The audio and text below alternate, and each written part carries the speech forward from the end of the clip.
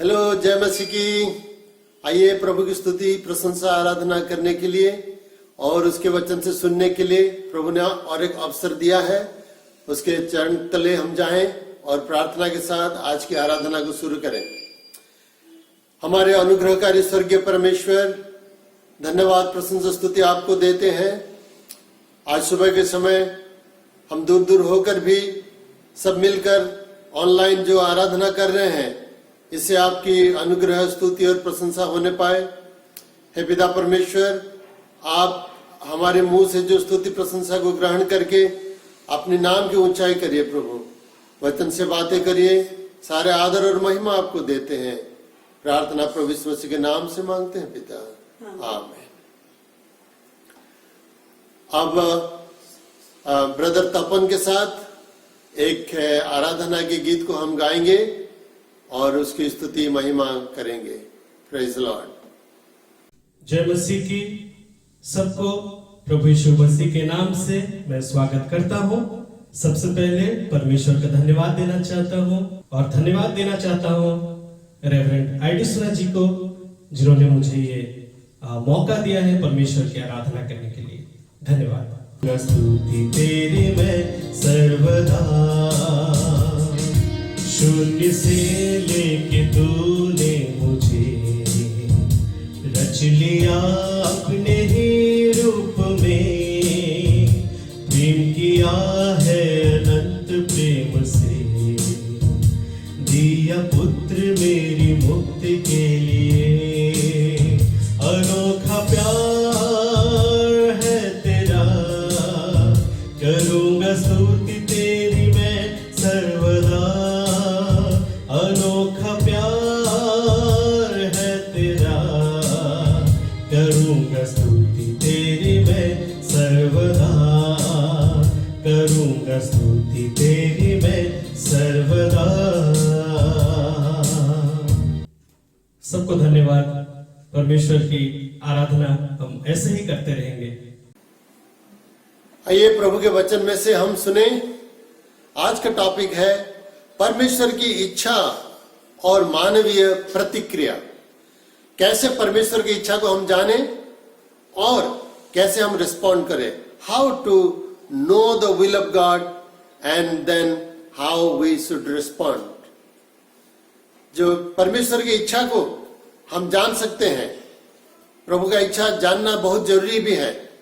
अगर प्रभु का इच्छा हम नहीं जान के अपने मर्जी के अनुसार कुछ काम करते जा रहे हैं, बाद में हमें पछताना पड़ता है, फिर वापस आना मुश्किल हो जाता है क्योंकि बहुत आगे चले जाते हैं। इसलिए कुछ लोग गलतियां करते करते करते करते नीचे गिर जाते हैं और प्रभु से दूर हो जाते हैं। लेकिन जब प्रभु की इच्छा के केंद्र में हम रह के जो भी कार्य करेंगे, जो भी योजना करेंगे, जो भी सेवकाई करेंगे, जो भी अपना मकसद को हम आगे बढ़ाना चाहेंगे, प्रभु के मकसद के अनुसार अगर हो तो वो ही ठीक रहता है। और उसी के अनुसार अगर कार्य करें तो सक्सेस भी होंगे और बाद में हमें पछताना नहीं पड़ेगा। इसलिए शुरुआती वचन को हम पढ़ेंगे, रोमी 12 का 1 और 2 वचन, जो प्रभु के मर्जी को जानने के लिए बताया गया है यहाँ पे। इसलिए है भाइयों, मैं तुमसे परमेश्वर की दया स्मरण दिलाकर विनती करता हूँ कि अपनी शरीरों को जीवित और पवित्र और परमेश्वर को भावता हुआ बलिदान करके चढ़ाओ। यही तुम्हारी आत्मिक सेवा है। इस संसार के सदृश ना बनो, परंतु तुम्हारे मन के नए हो जाने से तुम्हारा चाल चलन भी बदलता जाए, जिससे तुम परमेश्वर की भली और भावती और सिद्ध इच्छा अनुभव से मालूम करते रहो। तो हम परमेश्वर की इच्छा कैसे जाने? 5 बातें मैं आपके सामने रखूंगा जिसके माध्यम से हम प्रभु का इच्छा को जान सकते हैं। हालांकि ये आप लोग भी जानते हैं, सिर्फ आपके लिए मैं रिमाइंड कर देता हूं कि कैसे हम प्रभु के सिद्ध इच्छा को जानेंगे। बहुत सिंपल बातें हैं। परमेश्वर शुरू से ही अपनी मर्जी, अपनी इच्छा को प्रकट करते आ रहे हैं। शुरुआत में आदम और हवा को जब बनाया तो परमेश्वर सीधे उनसे बातें करता था, आमने सामने होकर बातें करता था। तो जब पहला ये पॉइंट है, जब परमेश्वर सीधे हमसे बातें करते हैं तो प्रभु का इच्छा को हम खुलम खुला जान सकते हैं उस समय। When God speaks to us directly, we can know the will of God. We can experience what God wants us to do. तो परमेश्वर आदम हवा से बातें किया, परमेश्वर नूह से बातें किया, इब्राहिम से बातें किया, मूसा से बातें किया, सामुएल से बातें किया, थ्रू ऑडिबल वॉइस। जैसे उनके आवाज को सुने वो लोग, शायद उनको सामना सामने देख नहीं सकते थे, लेकिन उस परमेश्वर के आवाज को सुनते थे, सीधे सुनते थे और परमेश्वर के साथ वार्तालाप होता था। और उसी प्रकार परमेश्वर का क्या इच्छा है सीधे तौर पे जान सकते थे। और दूसरी बात है, भविष्यवक्ताओं के माध्यम से हम प्रभु का इच्छा को जान पाएंगे। जब परमेश्वर कुछ भी हमें बताना चाहता है तो अपने भविष्यवक्ताओं को भेजता है, नबियों को भेजता है, और नबियों के माध्यम से हम प्रभु का क्या इच्छा जानते हैं। लेकिन भविष्यवक्ता भी जेन्युइन होना चाहिए, असली होना चाहिए। आज के जमाने में तो नकली भविष्यवक्ता बहुत है, इतने भविष्यवक्ता हो गए हैं कि पूछो मत, और क्या क्या बकवास करते हैं, अपनी मर्जी, अपनी इच्छा, अपना प्लान, अपना योजना को साबित करने के लिए वो लोग कुछ भी कहते हैं, अपने मन के दर्शन से बातें करते हैं, प्रभु के दर्शन से नहीं। प्रभु उनसे कुछ बातें नहीं करते हैं, लेकिन अपने मन के इच्छा के अनुसार बातें करते हैं। इसलिए भविष्यवाणी को भी जांचना पड़ता है कि ये सही है कि नहीं, प्रभु के वचन के आधार पर है कि नहीं, और ये सफल हो रहा है कि नहीं। हालांकि भविष्यवाणी के माध्यम से प्रभु बातें तो करता है, लेकिन अगर जेन्युइन हो भविष्यवक्ता तो परमेश्वर बातें करता है। प्रभु के वचन से हम जब देखेंगे गिनती की किताब उसका 12 अध्याय 6 से 8 तक हम देखते हैं, वहां परमेश्वर मूसा को क्या कह रहे हैं। तब यहोवा ने कहा, मेरी बातें सुनो, यदि तुम में कोई भविष्यद्वक्ता हो तो उस पर मैं यहोवा दर्शन के द्वारा अपने आप को प्रकट करूंगा या स्वप्न में उससे बातें करूंगा।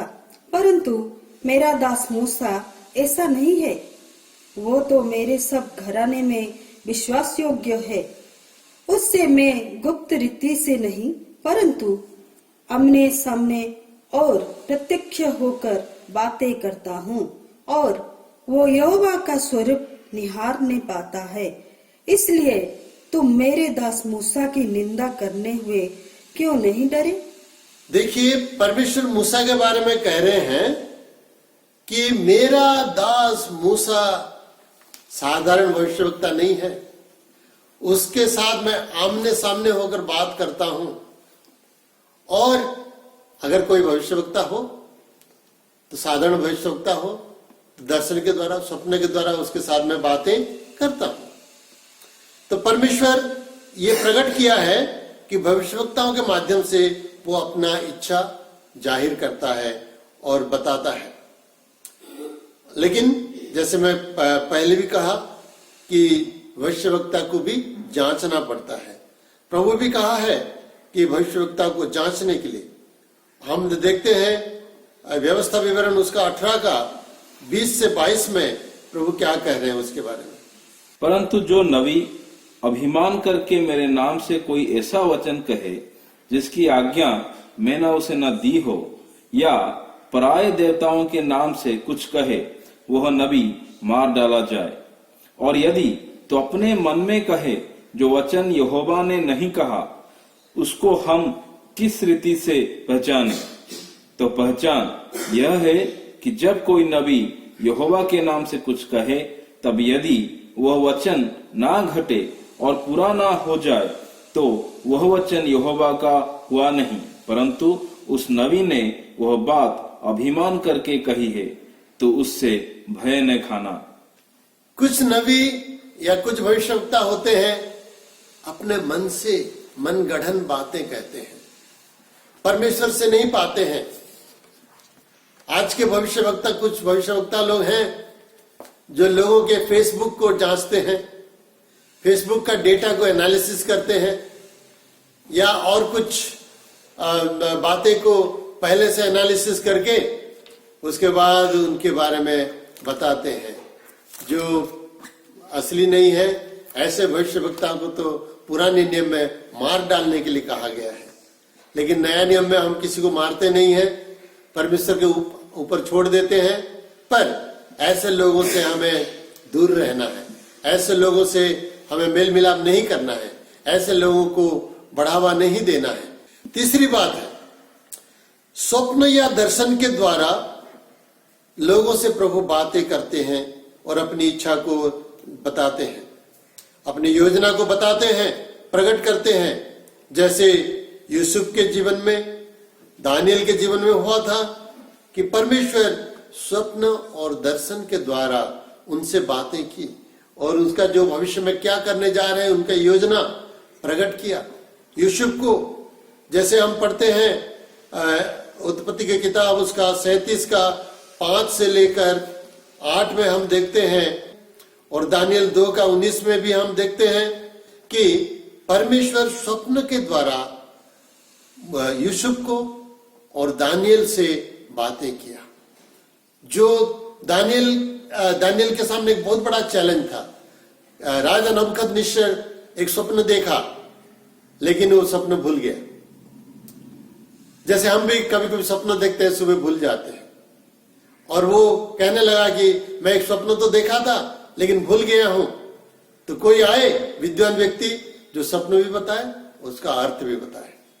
किसी के पास इसका कोई जवाब नहीं था, लेकिन जो परमेश्वर स्वप्न देता है, उस परमेश्वर के पास दानियल और उसके साथी जाके प्रार्थना की, निवेदन की, प्रभु हम लोग का जान खतरे में है और सारे विद्वान लोगों का जान खतरे में है, इसलिए कृपया इंटरवीन करके दोबारा उस सपनों को बता दीजिए, ताकि हम उसका अर्थ भी बता दीजिए, ताकि हम राजा के सामने जाके बताकर अपना जान और दूसरों का जान भी बचा सकते।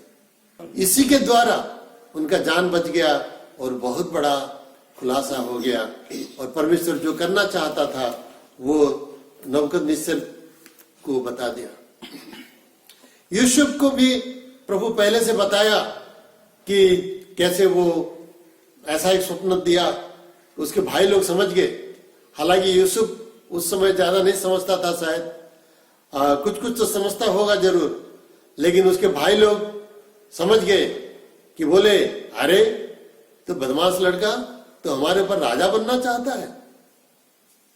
उसका स्वप्न को संदेह किया, विरोध किया, लेकिन परमेश्वर जो कहता है वो पूरा होता है। आज भी प्रभु स्वप्न और दर्शन देता है। कुछ हफ्ते पहले प्रभु मुझे भी एक स्वप्न में दिखाया था कि कुछ एक दुर्घटना घटने जा रहा है। कुछ हफ्ता पहले एक दुर्घटना के सामना करना पड़ा मुझे, और मेरा कार के साथ एक्सीडेंट हो गया है। तो पहले से प्रभु बता दिया था, और मैं प्रार्थना कर रहा था, प्रभु हमें बचाइए, और प्रभु ऐसे बचाया कि कार तो उसका कुछ डैमेज हुआ, लेकिन हमारे ऊपर कुछ खर्च भी नहीं आया। हालेलुया। प्रभु आज भी स्वप्न और दर्शन के माध्यम से बातें करता है, और प्रभु डायरेक्टली भी बातें करता है, ऑडिबल वॉइस में। मुझे याद है 1981 के साल में मैं जब भोपाल में था, उस समय प्रभु मुझसे डायरेक्टली अपना आवाज सुनाया, और प्रभु का आवाज में 2 बार सुना, मुझसे बातें किया। मेरा जीवन धन्य हो गया कि मैं परमेश्वर का आवाज को अपने इस शारीरिक कानों पे सुना। जब परमेश्वर चाहते हैं तब बताते हैं। तो मैं तो इतना बड़ा आदमी नहीं हूं कि महान सेवक नहीं हूं, महान दास नहीं हूं, लेकिन मेरे गलती के कारण प्रभु मुझसे बातें क्या कहा। ऐसा नहीं, तुम परमेश्वर पर भरोसा रखो। और वो अभी भी मैं जब उसके बारे में सोचता हूं तो मेरे रोंगटे खड़े हो जाते हैं। तो भाई और बहन, प्रभु हमसे सीधे बात करते हैं, भविष्यवक्ता के द्वारा भी बातें करते हैं, और मुझे तो भविष्यवक्ता के द्वारा भी बातें किया है प्रभु। कुछ साल पहले 80 साल में, उस समय मैं भुवनेश्वर में था, और उस समय एक प्रभु का एक पुरखा भविष्यवक्ता आके मुझसे बातें किया था, और वो जैसे कहा ठीक 4 साल के बाद वो पूरा हुआ। 4 साल के बाद जैसा भविष्यवाणी किया था ठीक उसी प्रकार वो पूरा हो गया। तो इसलिए भविष्यवाणी को भी विश्वास करना है, पर उसको परखना भी है। चौथी बात, पवित्र आत्मा के द्वारा प्रभु हमसे बातें करते हैं। पवित्र आत्मा हमारे दिल में एक क्षीण शब्द में वो बातें करते, क्षीण स्वर में बातें करते हैं। हमारे आत्मिक कान अगर खुले हैं तो हम पवित्र आत्मा में अगर हम परिपूर्ण हैं तो प्रभु हमारा आत्मिक कान खोल देता है और हम पवित्र आत्मा की आवाज को हमारे दिल में सुन पाते हैं, मन में सुन पाते हैं। जैसे प्रभु के दासों ने सुना, प्रेरितों के काम में हम अगर पढ़ेंगे, 2 वचन हम पढ़ेंगे आज, उसका 8:29। तब आत्मा ने फिलिपियोस से कहा, निकट जाकर इस रथ के साथ हो लो। पवित्र आत्मा ने कहा दौड़ के जाओ, और जो बियाबान में एक रथ जा रहा है और रथ का पीछा करो और उसे मिलो। और पवित्र आत्मा जैसे कहा फिलिपोस समझ गया, क्योंकि फिलिपोस का आत्मिक कानें खुली हुई थी, और वो दौड़ के गया। और हम जानते हैं कि एक खोजा था जो जा रहा था रथ के ऊपर, और इथियोपिया कुश देश के जो अर्थमंत्री था खोजा, उसके साथ जाके प्रभु के वचन बांटा और वो प्रभु को ग्रहण किया था। पतरस के जीवन में भी ऐसा हुआ था। प्रेरितों के काम 10:19 में हम देखते हैं, पतरस तो उस दर्शन पर सोच ही रहा था कि आत्मा ने उससे कहा, देख 3 मनुष्य तेरी खोज में है, अतः उठकर नीचे जा और निसंकोच उनके साथ हो ले, क्योंकि मैंने ही उन्हें भेजा है।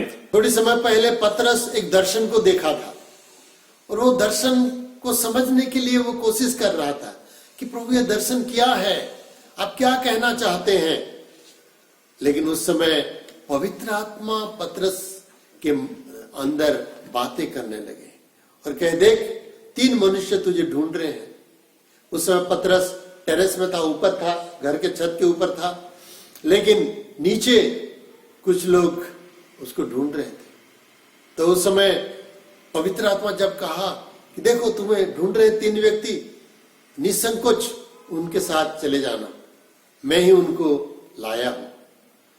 तो ये क्लैरिटी ऑफ जो गाइडेंस पवित्र आत्मा से मिलता था, पतरस अपनी आत्मिक कानें खुली हुई थी, इसीलिए वो समझ पाया और जाके उनसे परिचय देके कहा, देखो मैं ही वही व्यक्ति जिसे तुम ढूंढ रहे हो, बोलिए क्या चाहिए।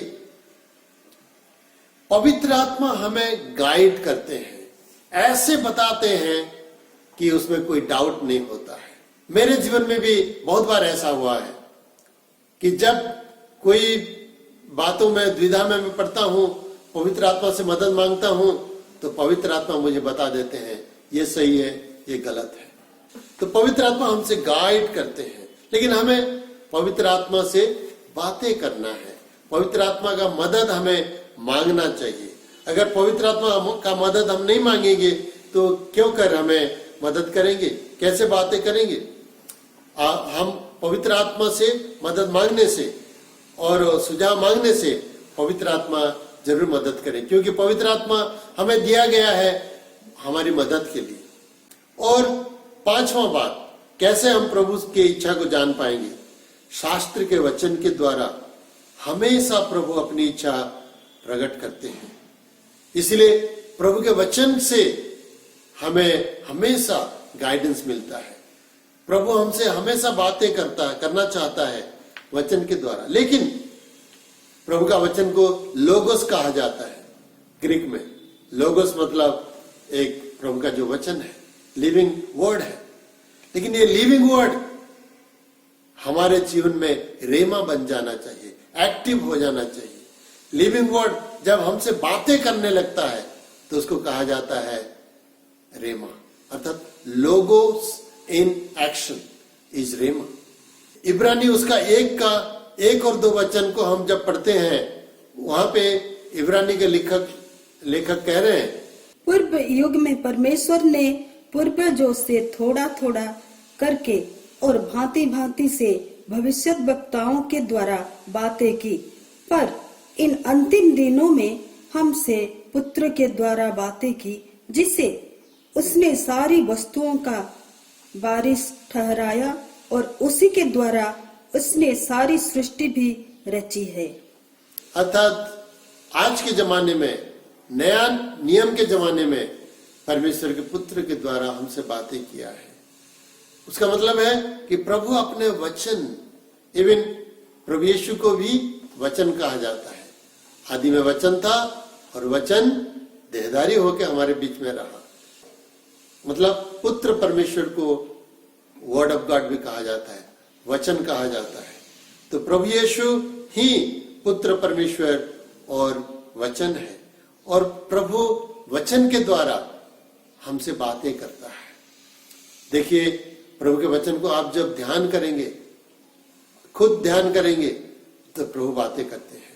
या जब सुन रहे हैं, ध्यान पूर्वक सुनेंगे और प्रभु क्या कहना चाहता है ये आप जानने के लिए दिल से आप अगर ध्यान पूर्वक सुनेंगे तो प्रभु आपसे बातें करेगा। लेकिन ये मेनली 5 तरफ है जैसे प्रभु हमसे बातें करता है। उसका इच्छा को हम सिद्ध इच्छा को हम जान पाएंगे। तो सुनने के बाद, वचन सुनने के बाद हमारा प्रतिक्रिया कैसा होना चाहिए, ये बहुत भी इंपॉर्टेंट है। प्रभु तो बातें करते हैं और हमें सुनना भी होता है, लेकिन सुनने के बाद हमारा प्रतिक्रिया क्या है, हमारा जवाब कैसा होता है, हमारे प्रतिक्रिया के अनुसार हम फल को पाते हैं। आदम और हवा को प्रभु कहा, देखो तुम ये सारे जो बगीचा में जो भी फल है, जो भी वृक्ष है, उसका फल को खाना, लेकिन सेंटर में एक वृक्ष है, उसका फल को नहीं खाना। प्रभु उसका मर्जी को, उसका आदेश को उनको बता दिया था। लेकिन आदम और हवा विलफुली क्या किए, परमेश्वर के इच्छा को जानबूझकर परमेश्वर के आदेश को तोड़ दी, उसके विरोध में गए, और फलस्वरूप आज पूरे दुनिया के लोग पाप के बोझ में पड़ गए हैं। पाप के बोझ से हम करा रहे हैं।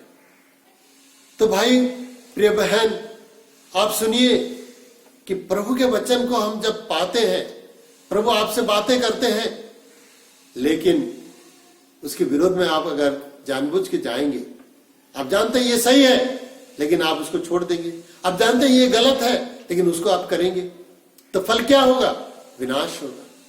जैसे आदम और हवा के जीवन में हुआ था। परमेश्वर कहा था जिस दिन तुम ये काम करोगे मरोगे, तो उनका आत्मिक मृत्यु हो गया था, और उस आत्मिक मृत्यु आज भी राज कर रहा है। हालांकि प्रभु यीशु मसीह के द्वारा हम उससे बच गए हैं और जीवन पाते हैं। जो कोई भी विश्वास करता है वो नाश न होता है, परंतु विश्वास के द्वारा प्रभु के अनुग्रह से वो बच जाता है। और परमेश्वर यूसुफ के जीवन में जो बातें कहा था, जो दर्शन के द्वारा कहा था, लेकिन उसके भाई लोग कैसे उसके विरोध में गए, मतलब जेलसी हुआ कि ये छोटा सा लड़का हमारे ऊपर राजा बन जाएगा, हम कैसे ये सहेंगे। जेलसी, अविश्वास, संदेह और जेलसी या ईर्ष्या, ये हमारे जीवन को बर्बाद कर देता है। प्रभु का वचन तो पूरा हुआ, लेकिन उनके भाई लोगों के ऊपर प्रभु का क्रोध भी पड़ा था। मूसा को प्रभु बात किया, कहता था प्रभु मुझे माफ करो और किसी को भेजो, मैं नहीं जा सकता। कितना भी बहाना जब बताया, प्रभु पहले तो बताया कि प्रभु आप कौन है, लोग पूछेंगे आपका नाम क्या है, कौन सा ईश्वर भेजा है, तो मैं क्या बोलूं, नाम बताइए। तो परमेश्वर नाम तो बता दिया। उसके बाद बोल रहा है दूसरा बहाना, प्रभु मैं तो तुतला हूं, मेरा बात ठीक से नहीं होता है, मैं लोगों से बात करने से हंसेंगे, ठट्टे में उड़ाएंगे। और बोल रहा है कि प्रभु आपसे बात करने के समय भी मेरा तो तुतलापन गया नहीं है, अभी भी तुतला रहा हूं। तो उसका मतलब प्रभु के शक्ति पर भी शक कर दिया मूसा। तो परमेश्वर कहा देखो तुतला है तो क्या है, तेरा भाई तो अच्छा वक्ता है, वो आ रहा है तुझे मिलने के लिए, तो उससे बातें करना और वो दूसरों से बातें करेगा। लेकिन बोला नहीं, मेरे द्वारा ये नहीं हो सकता, और किसी को भेजो। मतलब प्रभु डायरेक्टली बातें कर रहा है, उसका इच्छा को बता रहा है, आदेश को दे रहा है, फिर भी मूसा क्या कर रहा है, भगना चाहता था। परमेश्वर क्रोधित हुआ, लेकिन फिर भी परमेश्वर दयावान है, इसीलिए मूसा को माफ करके दोबारा उसको ठीक ढंग से सजा कर कहा कि ये काम तुम्हें करना है। उसके बाद जब मूसा मान गया तो प्रभु मूसा के माध्यम से बहुत बड़े बड़े काम को किए। ऐसा भी होता है, प्रभु के वचन हम लोग प्रभु का इच्छा जानने के लिए हमेशा चाहते हैं, लेकिन जानने के बाद कैसे रिएक्शन हम करते हैं। जब हम सोचते हैं प्रभु खाली हमें आसान सा काम दे, बहुत अच्छी अच्छी बातों को दे, और कड़वा बातें को ना दे, कठिन बातें को ना दे, कठिन कार्य को ना दे, ऐसे हम चाहते हैं। जब अच्छी चीज को मिलता है तो हम खुशी से ग्रहण कर लेते हैं। जब कोई कठिन बातें हमारे सामने आ जाता है, बोलते नहीं, ये मेरे द्वारा नहीं हो सकता है। एली एक भविष्यवक्ता भी था और याजक भी था। तो एली को भी परमेश्वर बातें किया एली से, लेकिन एली निराशा में पड़ गया था, अपने बेटों को संभाल नहीं पा रहा था, और अपने बेटों के कारण परमेश्वर का क्रोध उन पर, उनके परिवार पर, इस्राएल पर पड़ रहा था।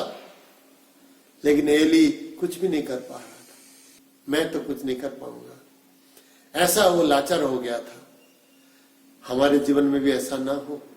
जब प्रभु हमें कुछ दायित्व देता है, उस दायित्व को ठीक से निभाना है। कोई भी प्रभु हमें कुछ कार्य देता है, कुछ करने के लिए कहता है, जितना हो सके हमें करना है। हालेलुया। अगर हमारा दायित्व से हम पीछे मुड़ जाएंगे तो प्रभु नाराज हो जाएगा, हमें बाईपास करके और किसी को चुन लेगा। जैसे एली को बाईपास करके प्रभु सामुएल को चुन लिया। परमेश्वर जब बातें किया, कुछ लोग भी खुले मन से विश्वास के साथ आज्ञाकारी बने। बाइबल में ये भी हम देखते हैं, जैसे नूह को परमेश्वर कहा देखो पूरे दुनिया को मैं डुबा दूंगा और तुम एक जहाज बनाओ। उसका डिमेंशन सब दे दिया परमेश्वर, इतना लंबा चौड़ा ऊंचा ऐसे ऐसे बनाना एक जहाज को। और नूह देख रहा था बारिश वारिश कुछ नहीं है। जब परमेश्वर बातें कर रहा है तो कुछ भी नहीं हो रहा है। अरे दुनिया कैसे बारिश में डूबेगा? ये साधारण तौर पर यकीन की बात नहीं था, लेकिन नूह ने विश्वास किया और जैसे परमेश्वर कहा वैसे ही किया। सारे दुनिया के लोगों के पास जाके बताया। लोगों तो विश्वास नहीं किए, लेकिन नूह विश्वास किया और जहाज को बनाया और बच गया। नूह और उसके परिवार बच गए। तो परमेश्वर जब आपसे बातें करता है, ये असंभव लगने से भी, अविश्वसनीय लगने से भी ऊपर ही ऊपर हमें सीरियसली लेना है कि जब परमेश्वर कुछ भी बोलता है उसको सीरियसली लेना है कि वो जरूर सफल होगा, संभव होगा। इब्राहिम से परमेश्वर बातें किया और इब्राहिम को कहा अपना एकलौता बेटा जिससे तू प्यार करता है उसे जाकर मोरिया देश में एक पहाड़ में बलि चढ़ा दे। पहले परमेश्वर जो प्रतिज्ञा किया था उसके विपरीत लग रहा था। पहले कहा था तेरे बेटे के द्वारा, तेरे नस्ल के द्वारा मैं सारी दुनिया को आशीष दूंगा, ऐसे कहा था। लेकिन अब्राहम ये सब सुनकर प्रभु का वचन मानकर, जानकर मान लिया, वो करने के लिए चला गया। नम्रता के साथ आज्ञाकारी हुआ परमेश्वर का। यह था अब्राहम का प्रतिक्रिया। और प्रभु यीशु मसीह के बारे में हम देखते हैं नया नियम में, प्रभु यीशु मसीह भी पिता का इच्छा जानकर पालन करने के लिए इस दुनिया में आया। कितना भी दुख हो, कष्ट हो, और उसको कितना कष्ट सहना था, यूहन्ना उसका 4:34 में हम पढ़ते हैं। यीशु ने उनसे कहा, मेरा भोजन यह है कि अपने भेजने वाले की इच्छा के अनुसार चलूं और उसका काम पूरा करूं। भेजने वाले की इच्छा को पूरा करूं, उसका काम को पूरा करूं, यही मेरा भोजन है, प्रभु यीशु चेलों से कहा। प्रभु यीशु तो प्यासा था, भूखा भी था उस समय शारीरिक तौर पे, लेकिन जब चेलों ने उसको खाना पीना लेके दिया तो उसने कहा, मेरे पास ऐसा भोजन है जो तुम नहीं जानते। मेरा भोजन है प्रभु का इच्छा को पूरा करना, उसके कार्य को पूरा करना। प्यारे मित्र, आप जो प्रभु का इच्छा जानते हैं, सुनते हैं, जीवन के हर घड़ी में आप सुनते हैं, वचन जब खोलते हैं प्रभु बातें करते हैं, प्रचार जब सुनते हैं प्रभु बातें करते हैं, लेकिन आपका रिएक्शन कैसा है? समर्पण का मन से आप आते हैं, या ये कठिन है प्रभु, मेरे द्वारा नहीं हो सकता, ऐसे कह के टाल देते हैं? और किसी को देख लो प्रभु, ऐसे कहते हैं क्या? प्रेरितों के काम उसका 21 का 13 और 14 वचन में पौलुस प्रभु की इच्छा प्रति कैसे समर्पित था वो कह रहा है। परंतु पौलुस ने उत्तर दिया, तुम क्या करते हो? रो रो कर मेरा मन तोड़ते हो। मैं तो प्रभु यीशु के नाम के लिए यरूशलेम में ना केवल बांधे जाने ही के लिए वरन मरने के लिए भी तैयार हूँ। जब उसने ना माना तो हम यह कहकर चुप हो गए, प्रभु की इच्छा पूरी हो। पौलुस को पहले भी कुछ भविष्यवक्ताओं ने कहा कि देखो, तुम यरूशलेम को जाओगे तो तुम्हें बंधा जाएगा, अन्य जातियों का हाथ सौंपा जाएगा और तुम्हें बहुत कष्ट झेलना पड़ेगा। तो कुछ लोगों का, विश्वासियों का रिएक्शन था, पौलुस नहीं जाना, नहीं जाना, तुमको अरेस्ट कर देंगे और तुमको अन्य जातियों के पास हाथ सौंप देंगे। लेकिन पौलुस क्या कहा? अरे ऐसे कह के मुझे डरा रहे हो, मुझे निराश क्यों कर रहे हो, हताश क्यों कर रहे हो? मैं सिर्फ बांधे जाने के लिए नहीं, मरने के लिए भी प्रभु के लिए तैयार हूं। और कुछ लोग उनको परसुएट करना चाहते थे कि यरूशलेम को मत जाओ, खतरा है। लेकिन पौलुस कहा, मैं प्रभु के काम करने के लिए कहीं भी जाऊंगा और तैयार रहूंगा, जो प्रभु का मर्जी वो जरूर पूरा मैं करूंगा। तो उसके बाद बाकी लोगों ने कहा, ठीक है, पौलुस तो नहीं मान रहे हैं, जैसा प्रभु का इच्छा पूरा होने दो। उसका मतलब कुछ लोग प्रभु की इच्छा के विरोध में पौलुस को बहका रहे थे, लेकिन पौलुस कहा, मैं प्रभु का इच्छा पूरा करने के लिए तैयार हूं। क्या आप कोई भी कार्य के पहले प्रभु का इच्छा को जानते हैं? जैसे कुछ शादी करने के पहले, कोई नया प्रोजेक्ट करने के पहले, कोई नया पढ़ाई के बारे में सोचने, कोई पढ़ाई का कोई स्ट्रीम को चुनने के पहले, या कोई बिजनेस को चुनने के पहले, या कोई जगह को जाने के पहले, या कोई मिनिस्ट्री फील्ड को जाने के पहले, क्या प्रभु का इच्छा को आप पहले पूछते हैं? जैसे पौलुस कहा था दमिश्क के रास्ते में कि प्रभु आप मुझे क्या करना चाहते हैं बताइए। तो परमेश्वर कहा, प्रभु यीशु कहा, जाओ शहर में जाओ, वहां तुम्हें बताया जाएगा। और वो शहर में गया और प्रभु उनसे बताया। प्रभु हमारी हर एक स्टेप्स को गाइड करना चाहते हैं, लेकिन हम सुनने के लिए अगर तैयार है तो जरूर वो हमसे बातें करेगा।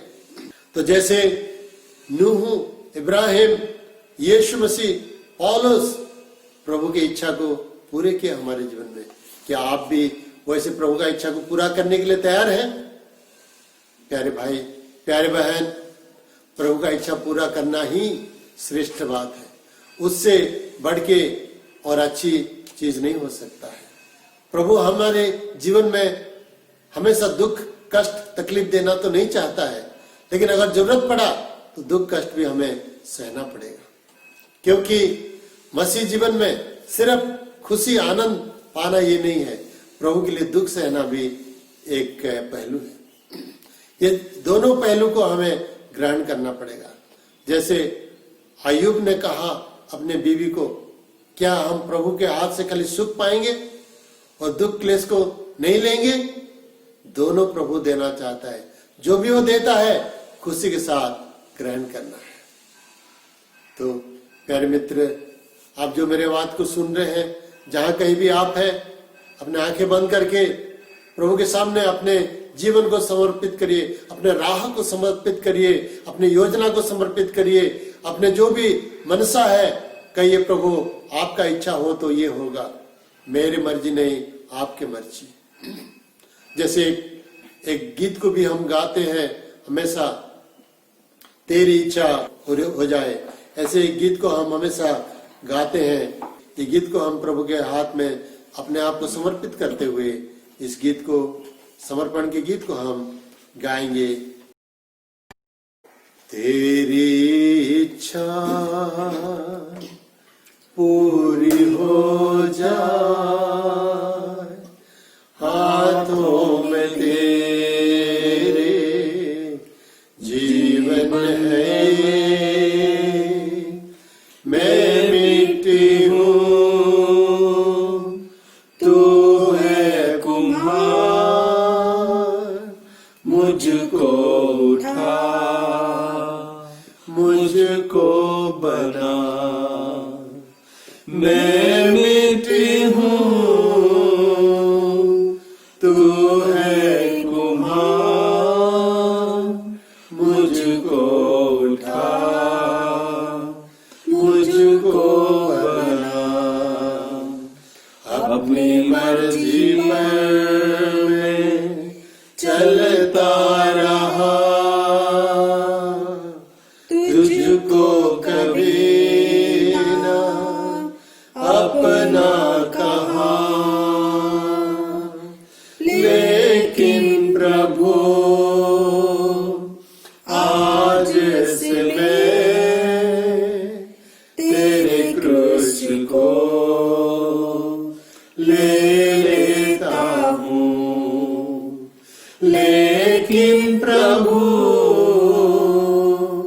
आज से मैं तेरे क्रूस को ले लेता हूँ, तेरी इच्छा पूरी हो जाए, हाथों में तेरे जीवन है ये, मैं मिट्टी हूँ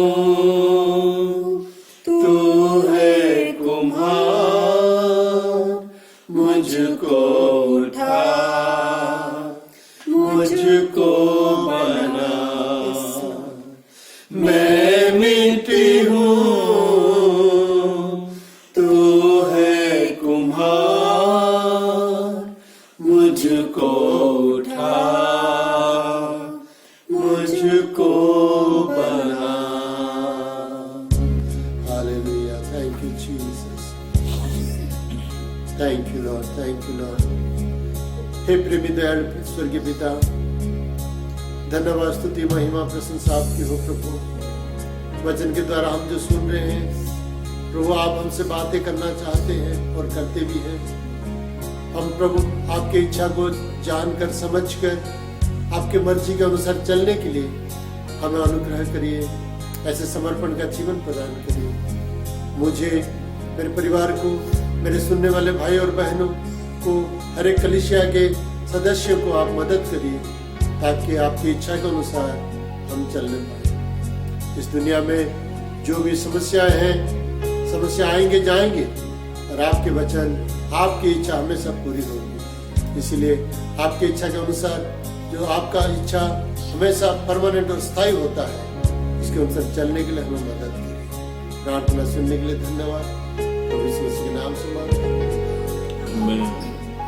पिता परमेश्वर का प्रेम, प्रभु यीशु मसीह का अनुग्रह, पवित्र आत्मा की संगति और त्रिएक परमेश्वर की आशीष हम सभी के आत्मा, प्राण और शरीर के साथ हमेशा हमेशा के लिए होती रहे। God bless you. Praise the Lord.